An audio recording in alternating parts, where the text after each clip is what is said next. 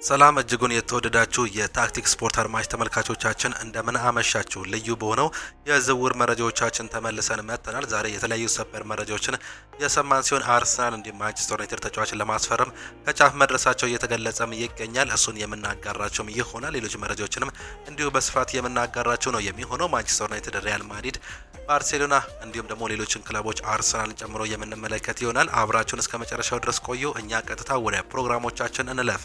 በዛሬው ዕለት የተለያዩ ሰበር መረጃዎችን ሰምተናል። ከነዚህ መካከል ኢዝራኤል ኮንሳ ከአርሰናል ጋር በድርድር ላይ እንደሚገኝ እንዲሁም ደግሞ ለመስማማት ከጫፍ እንደደረሱ ዴቪድ ኦርነስቲን እየዘገበም ይገኛል። በአርሰናል እንዲሁም በአስቶን ቪላ የክለብ ባለቤቶች መካከል የተደረገ ውይይት የኢዝራኤል ኮንሳ ዋጋ ለመቀነስ እንደረዳቸው ይገለጻል። በዋናዎቹ ማለትም በክለቦች ባለቤቶች መካከል ድርድር መደረጉ ይህ ነገር ለዝውውሩ እጅግ በጣም ብዙ ነገር እንደጠቀመ ነው እየተገለጸም የሚገኘው። ጆሽ ክሮንኬ በዝውውሩ ላይ እጃቸውን ማስገባታቸው የተገለጸ ሲሆን ይህም እንግዲህ ለአርሰናል ትልቅ መረጃ መሆኑ መረጃዎችም ያሳያሉ። የኢዝራኤል ኮንሳ የሕክምና ምርመራውን ነገ እንደሚደረግ ሃንድ ኦፍ አርሰናል ያስነበበ ሲሆን ይህም እንግዲህ ኦልሞስት ዝውውሩ ለመጠናቀቅ ከጫፍ እንደደረሰ ነው መረጃዎች እያመላከቱን የሚገኙት። ይህም ተጫዋች ያለ ጥርጥር የአርሰናል ዝውውር ውስጥ ይካተታል ተብሎ ይጠበቃል። ሌላኛው ፉላም እንዲሁም ኤቨርተን ኢታን ንዋኔሪ ለማስፈረም ሁኔታዎችን በቅርበት እየተከታተሉ እንደሚገኙ ሲሞንስ ጆንሰን እየዘገበም ይገኛል። ይህም ዝውውር እንግዲህ በቅርቡ ይካሄዳል ተብሎም ይጠበቃል። ፋብሪዚዮ ሮማኖ የኮንሳ ወደ አርሰናል የሚደረገው የዝውውር ስምምነት ሊጠናቀቅ ተቃርቧል ያለ ሲሆን 99% ተጠናቋል። እናም በቅርቡ ሂርዊጎ ጠብቁ ሲል ነው እየገለጸም የሚገኘው። በእርግጥ ይህ ጋዜጠኛ እንግዲህ በሚቀጥለው ዓመት ከጋዜጠኝነት ራሴን አገላለሁ ማለቱን ተከትሎ በአሁኑ ሰዓት ላይ የዝውውር መረጃዎች እየደረሱት እንደማይገኝም ተገልጿል። ይህ የሆነበት ዋነኛ ምክንያት ደግሞ ተጫዋቾችን ለጨረታ እንደሚያቀርብ መረጃዎች አውጥቷል የሚሉ መረጃዎችን ከተሰማም በኋላ ነው። በአሁኑ ሰዓት ላይ ከባርሴሎና ጋር ብቻ መረጃዎች እየተለዋወጠ ሲገኝ ዴቪድ ኦርነስቲን ከክለቦች ጋር በስፋት እየተያያዘ የሚገኝ ሰው መሆኑን ገልጿል። ፋብሪዚዮ ሮማኖ ስለ ማንቸስተር ዩናይትድም ሲናገር ካርሎስ ባሌባ ለማንቸስተር ዩናይትድ የመጫወት ህልሙን ማሳካትም ይፈልጋል። ከኦገስት 2025 ጀምሮ እስከ ዛሬ ድረስ ወደ ማንቸስተር ዩናይትድ ለመቀላቀል ሲጥርም ነበር። ሌላ አካሄድ ግምት ውስጥ ማስገባት አያስፈልግም፣ ዩናይትድን ብቻ ነበር የሚፈልገው። ባሌባ ጉዳት ቢደርስበትም እንኳን አሁንም ለመመለስ እየሰራም ይገኝም ነበር። ይህም ዝውውር እንደሚሳካ እርግጠኛ ነኝ። እናም ማንቸስተር ዩናይትድ የሚያስፈርመው ወሳኙ ተጫዋችም ይሆናል ተብሎ ይጠበቃል። ይህ ዝውውር እንግዲህ በቅርበት ሊጠናቀቅ እንደሚችል በርካታ ጋዜጠኞች እየዘገቡም ይገኛሉ። ዴቪድ ኦርነስቲንን ጨምሮ በተለይም ካርሎስ ባሌባ ለማንቸስተር ዩናይትድ ትልቅ ለውጥን ያመጣሉ ተብሎ ከሚጠበቁ ተጫዋቾች መካከል አንደኛው መሆኑ የተገለጸ ሲሆን ፋብሪዚዮ ሮማኖ የማንቸስተር ዩናይትድ የክረምት የዝውውር መስኮት ሙሉ በሙሉ አላበቃም፣ በተለያዩ ኢላማዎች ላይ የበለጠ እንደሚሰሩም ይጠበቃል። የግራ ተከላካይ ምናልባትም ደግሞ አጥቂዎችን መመልከታቸውንም ይቀጥላሉ ሲልም ነው የሚገልጸው። በተለይም በግራ ተከላካይ ቦታ ላይ አሁንም ምርጫቸውን እየፈለጉ እንደሚገኘው የተገለጸ ሲሆን የአጥቂ አማራጭን በተለይም የቤንጃሚን ሴስኮ ትክክለኛ አማራጭ አድርገው ሊመለከቱት የሚችሉት ሌላ ተጫዋች እየፈለጉ እንደሚገኘው መረጃዎችም ያመላክታሉ። ከዚህ በፊት እንግዲህ ከነ ኦሊ ዋትኪንስ ጋር ስማቸው ሲያያዝ ቆይተውም ነበር። በቅርቡ ደግሞ የኢጎር ቲያጎ ስምም ከማንቸስተር ዩናይትድ ጋር ተያይዞ እንደነበር የምናስታውሰው ጉዳይ ነው። በአሁኑ ሰዓት ላይ ግን ሌሎች ተጫዋቾችን እየተመለከተው እንደሚገኝም ይገለጻል። ኬራን ጊል ቼልሲ ሱፐር ኤጀንቱን ጆርጌ ሜንዴዝን ፈርናንዴዝን ለመሸጥ እንዲረዳቸው ጠርተውታል የሚለው አሁን እውነት እንዳልሆነ ልትሰሙ ይገባል። ይህ ተጫዋች አሁንም ቢሆን የሚፈለግ ተጫዋች ነው ሲልም ነው የገለጸም የሚገኘው። እናም ከማንቸስተር ሲቲ ጋር ያላቸው ድርድር አሁንም ቢቀጥልም ተጫዋቹ ግን የሚፈለግ ተጫዋችም ነው። እናም የመልቀቅ እድሉ ሊጠብ እንደሚችል መረጃዎች እያመላከቱም ይገኛሉ። ማንቸስተር ሲቲዎች ግን እሱን ለመግዛት የማይፈነቅሉት ድንጋይ እንደሌለ ነው መረጃዎችም የሚያመላክቱት። ሊቨርፑል በኢብራሂም መባዬ ዙሪያ ባለው ሁኔታ ምንም አይነት ለውጥ እንዳልተደረገ የተገለጸ ሲሆን ነገር ግን ድርድሮች የሚጀመሩበት እድል አለ። በእርግጥ በአሁኑ ሰዓት ላይ ብራድኪ ባርኮላ ላይ ኮንሰንትሬት አድርገው እየሰሩ እንደሚገኘው መረጃዎችም ያመላክታሉ። እናም ሊቨርፑሎች ይህን ተጫዋች የግላቸው ለማድረግ እንደሚሞክሩም ነው የተገለጸው።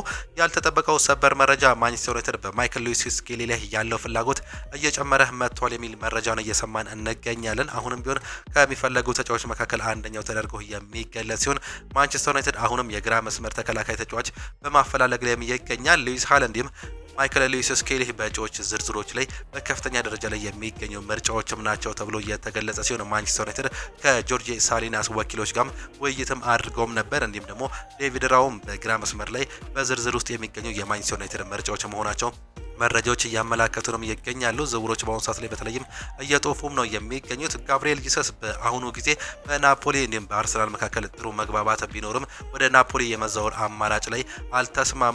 ጁቬንቱስ ጊዜ ነው ወስዶ ለወደፊቱ የተሻለውን አማራጭ የሚያውቅ ይሆናል ሲል ማቴዎ ሞሬቶ ያስነበበ ሲሆን ተጫዋቹ ከዚህ በፊትም ለዚህ ክለብ ቀርቦ ነበር። ነገር ግን ተጫዋቹ መሄድ እንደማይፈልግ ግልጽ አድርጎ መናገሩ ነው መረጃዎችም እያመላከቱ ነው የሚገኙት። እናም ዝውውሮቹ አሁንም የሚጠበቁ ይሆናሉ። ሌላኛው በሪያል ማድሪድ እንዲሁም ደግሞ በቼልሲ ራዳር ውስጥ የሚገኘው ማርቲን ዙቤሜንዲ ነው። ሚጌል ዴንሊ እንደሚዘገበው ከሆነ የተጫዋች በሁለቱ ክለቦች መካከል የሚገኝ ሲሆን ቼልሲ በአሰልጣኝ ቻቪ አሎንሶ እየተመራ ይህን ተጫዋች የግላቸው ለማድረግ እንደሚሞክሩ መረጃዎችም ያመላክታሉ። ተጫዋቹ በአርሰናል መቆየት እንደሚፈልግ ግን ግልጽ አድርጎም ተናግሯል። ዳርዊን ኑኔዝ ወደ አልጄሪያ እንደሚሄድ የተረጋገጠ ሲሆን ፋብሪዚዮ ሮማኖ የተጫዋች እንግዲህ ወደዛ ያቀናል። ሙሉ ስምምነቶች ተጠናቋል ሲልም ነው እየገለጸም የሚገኘው።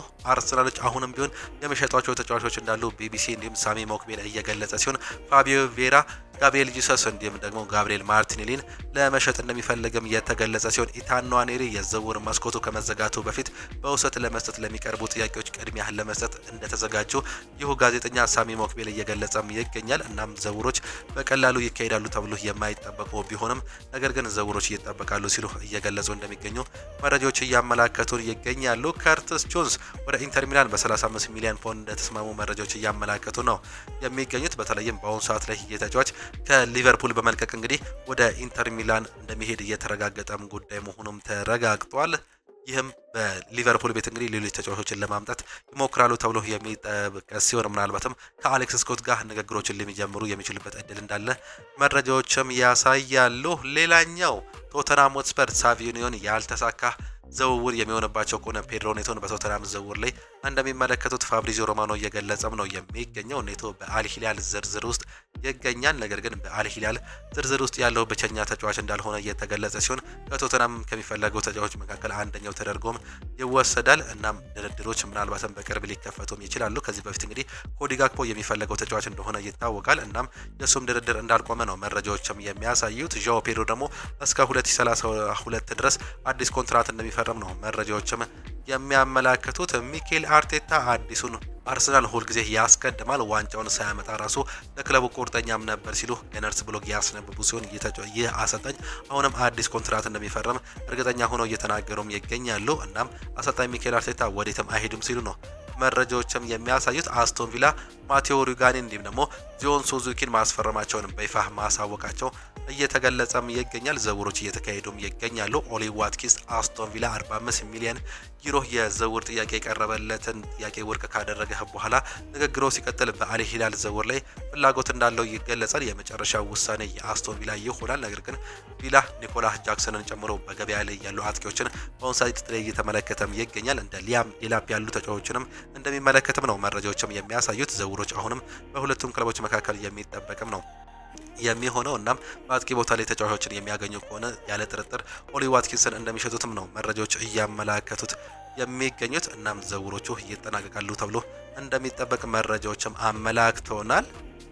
ለዛሬ የነበረን ስፖርታዊ መረጃዎቻችን ይህንን ይመስሉ ነበረ። ፕሮግራሞቻችንን እንዴት አያችኋቸው? ሀሳብ አስተያየታችሁን ኮመንት ቦክስ ላይ ልታጋሩን ትችላላችሁ። በነገ ጠዋት ፕሮግራሞቻችን እስከምንገናኝ ድረስ ግን መልካም ጊዜ